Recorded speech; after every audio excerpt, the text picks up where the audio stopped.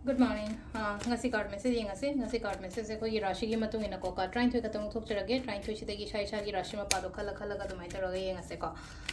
do ahan basida leire ko ani shu basida leire ahum mari manga taruk taret nipan mapan tara taramathoi Taranitoy. Quite a handbako, quite handbako, you may rashi ko, may rashi in a curry message like a saying a scissor ko, may rashi gi oino, quite first like artseka no spiritual. I tarako silesa kokatan, like gumba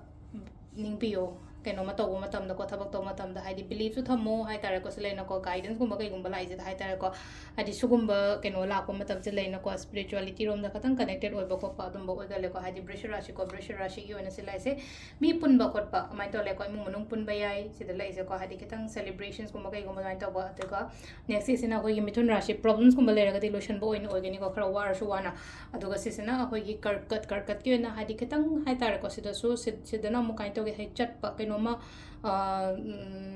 kano hadi traveling gumba kai gumba minus so ikale ko sisa aduga sisina ko gi kano ka na singer rashi gi na high say that everything loina balance ogani ko sila se hadi karma haidone ma ka phaba tawraga de phaba soidana I onde return lakani ko ke na mong na layo amuka na phani ko kai na se social loyo khatang leina ko isa da khatang care gumba kai gumba pibi ko pibi ba du malere ko tula wakhan wagani ko yamna aduga hadi bridge ki na hadi khatang stuck tawraga pot se delay oraga leiba aduga ama se na ko dhanu gi sina hadi confusion gumba kai gumba yamna leiba oina ore ko hadi everything loina mag hai tare ko block leiba gi type ta thabak taw matam da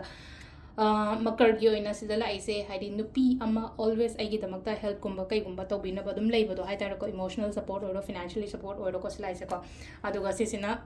keno harasine ko next sisina keno